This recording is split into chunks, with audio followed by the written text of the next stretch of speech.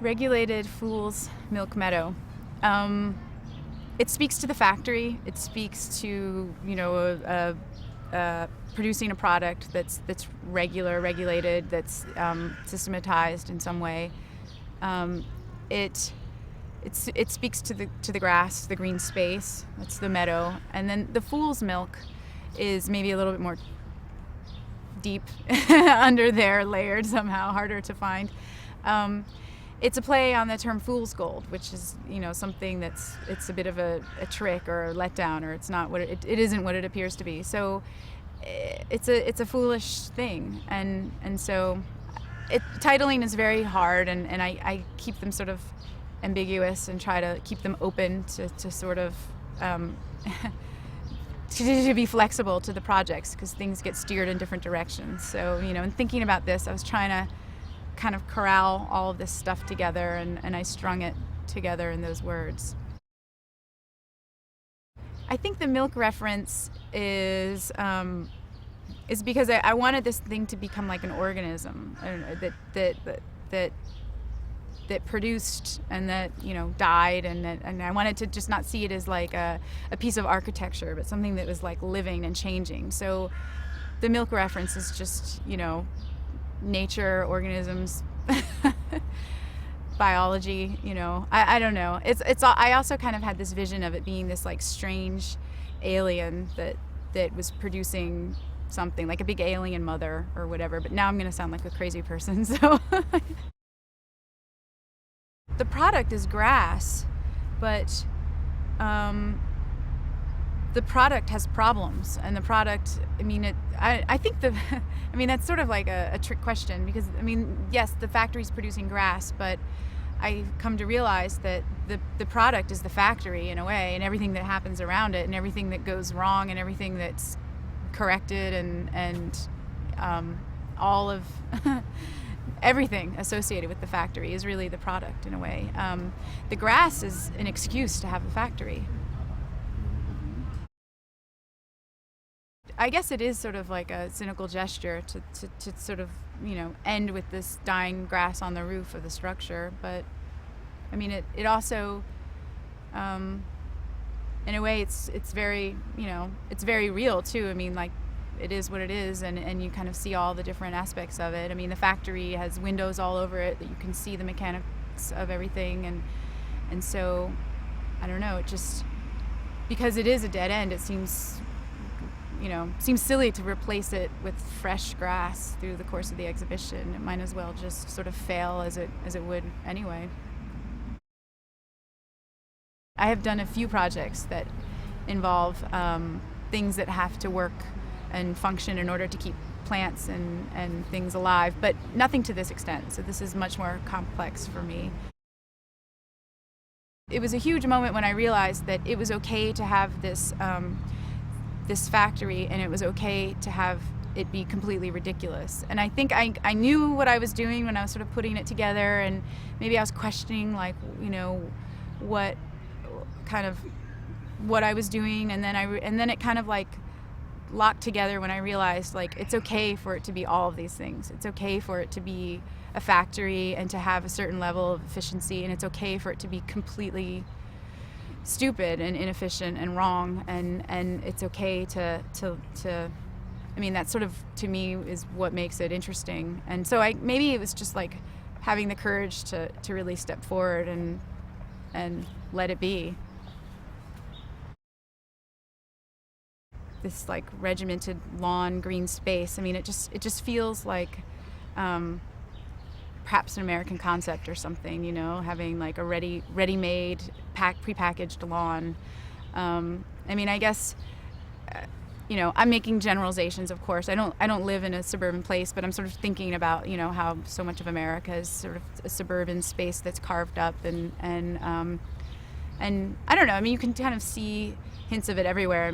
Right now, if you go to any home gardening center, like lawn culture is in full force right now with mowers and everything, and it's a big part of a lot of people's lives. Well,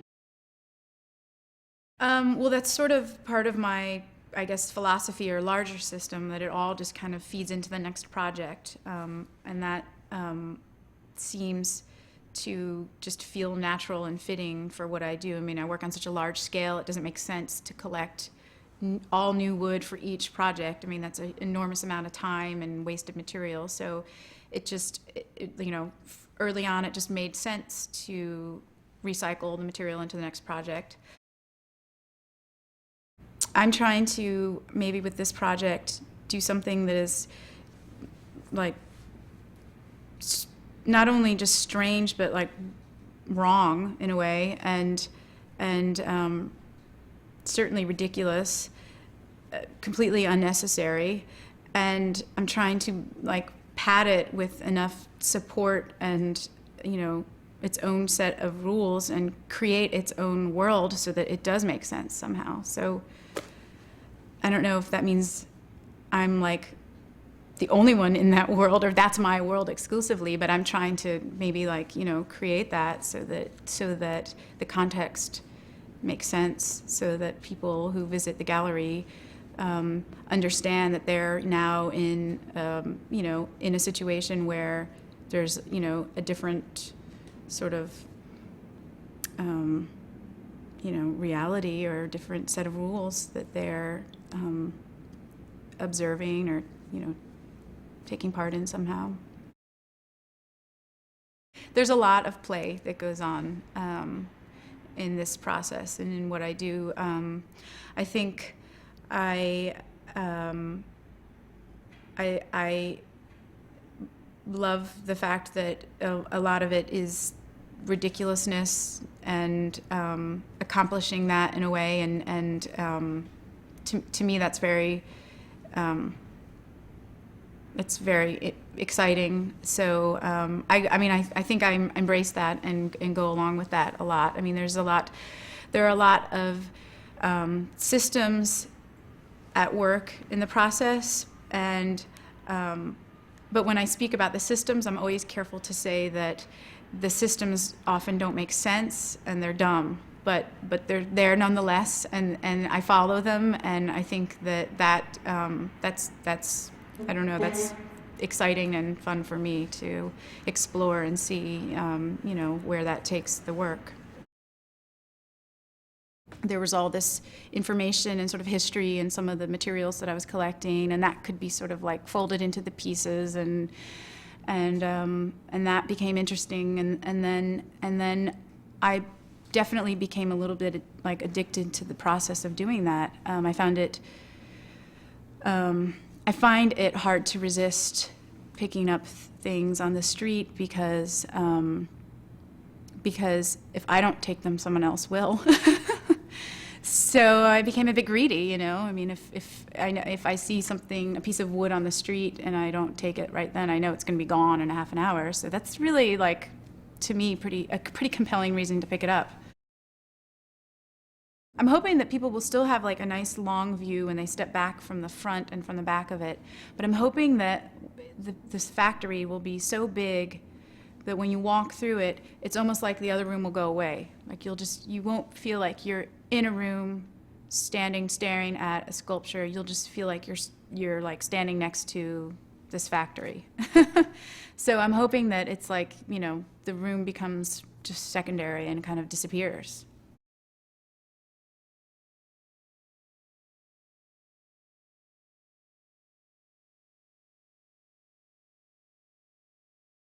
What she does is, I think, first responds to the materials, and then from there creates different types of rules that can structure her process. So she, in that way, it also seems almost a bit like a game to me, that she sets up these rules, to be followed, and then that guide her in different ways, and that it's trying to solve these problems that are created by these rules that she's made, which make no sense and have created these sort of, unnecessary problems for herself. But that's the way that she pushes and challenges herself to develop new processes, really.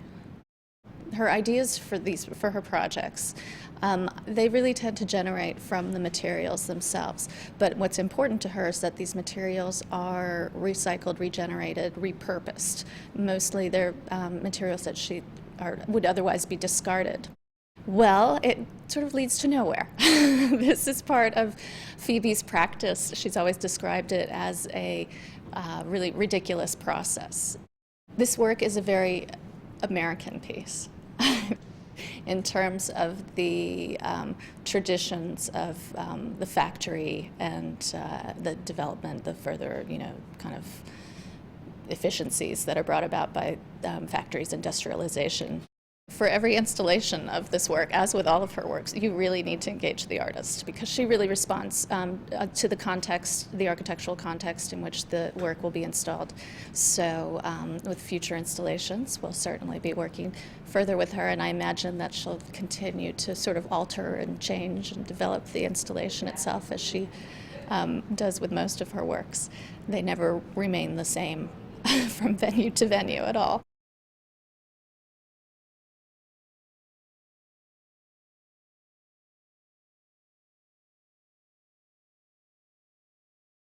I first heard of Phoebe while she was a student at SVA. She was a graduate student doing her second year, and I think a week or two before her open studios, a couple of different people who had seen her, a well-known art critic, one of her teachers, called me and said, there's someone doing unbelievable work at school, you need to go see what's happening.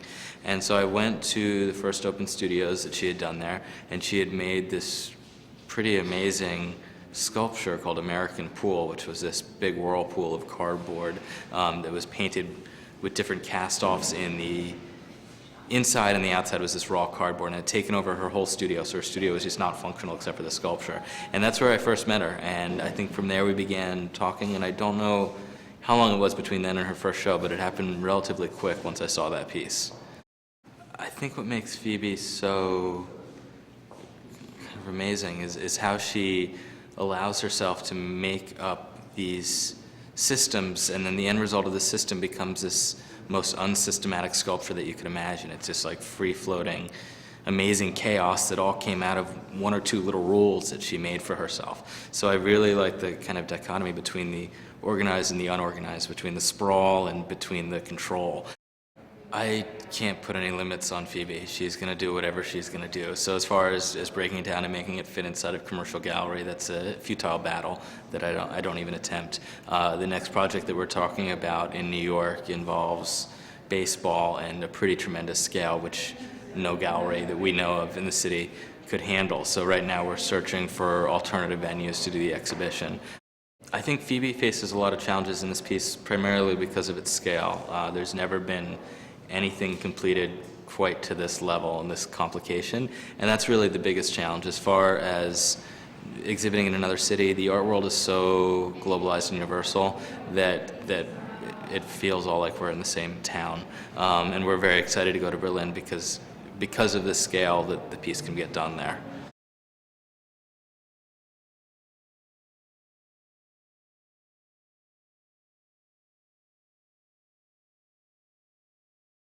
I only buy things that I like. I'm not a collector who buys to put it in storage and to wait for it to go up. I buy it to live with it, and I hope it goes up. And since art collecting is really not my business, it's really like a passion. I have to like it, and if I like it and it doesn't go up in value, so what?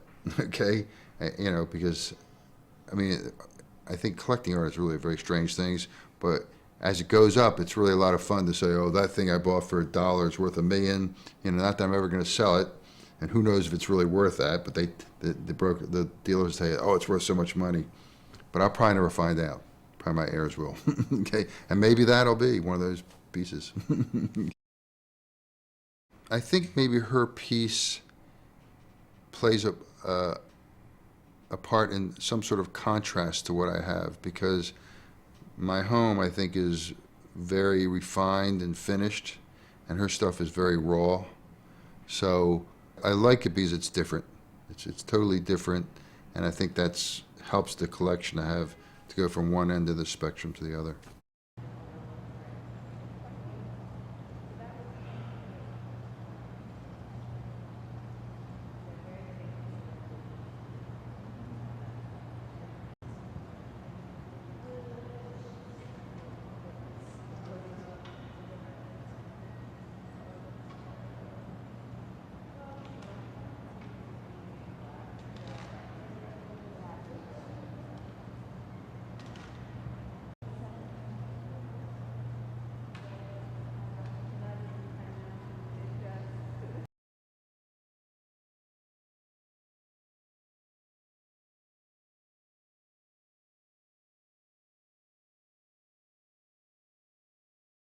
I was interested in buying something for Rachel, and I saw this piece and thought it would be a great piece. More importantly, I thought Rachel would enjoy the piece.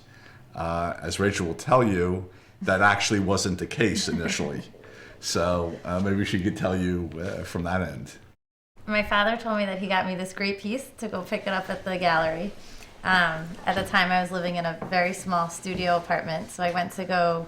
He sent me a picture that was tiny, and I went to pick it up, thinking I was picking up a little box, and not realizing the size of the piece. Also thinking it looked a little bit like a collection of trash of school supplies, and so I think I was more just, oh my goodness, what is this piece? Where am I going to put it? It's gigantic, and I didn't know anything about the artist. I didn't know anything about the background of the piece. So I thought it was interesting, but it wasn't, kind of just was like, felt that I was stuck with something, didn't appreciate it as much. I think having her explain to me what her thoughts were, where it came from, and she told me stories, there's earplugs in there, and she said, because when she's doing the installations, it's so loud. So she assured me that these were the leftover unused earplugs, not the used ones, but are you looking for them? Yeah, does that mean you could use them if I need earplugs? They're right. See by the highlighters? In the row in front of the highlighters? Okay. There's like pencil erasers, but on the sides, those are the earplugs. Oh, I see. So, the stuff, right. She explains to me these, the long plastic pieces where when everything's shipped in boxes, and it's the boxes are enclosed, like wrapped with those, and those are what you cut. So she just kind of went through and explained what each piece was. And I look at this piece and I say, when sometimes we think we're down and out, not that life is over, that you're killing yourself, or that life is dead, but you made a bad decision, you did something wrong, and this represents that. These are all discarded pieces of junk, broken pencils. Now that I know about the earplugs, but the magic markers that are used. So here are all these inanimate, discarded items that she now put together and made into something, and especially that it's a garden, it's growth. So from all this old stuff, I looked at this and said, oh, it gives you hope to go forward. So you made that bad decision, but from a bad decision, good can come from it. So from all these discarded items, there's a new creation now, and good will evolve. So that's what I saw in it.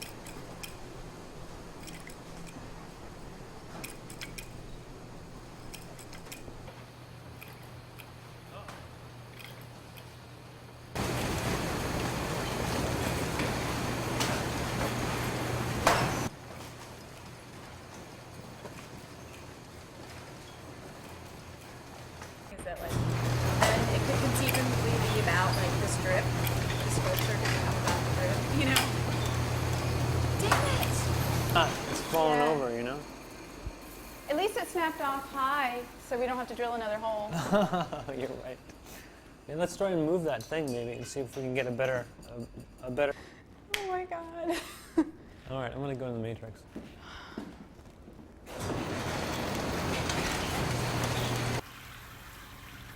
That's good. Yeah? All right.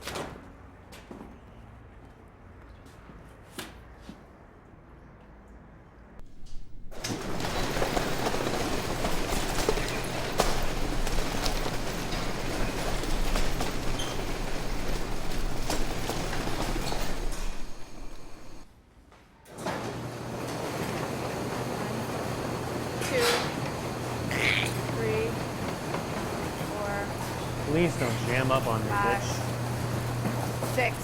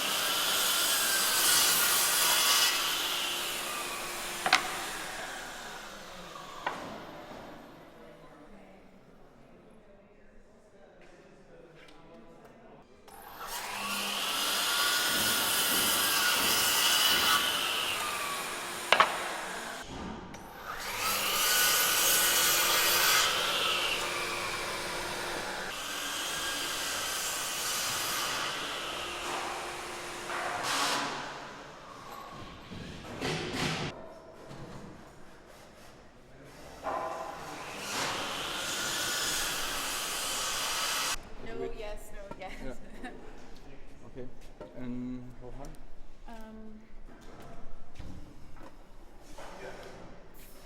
Okay.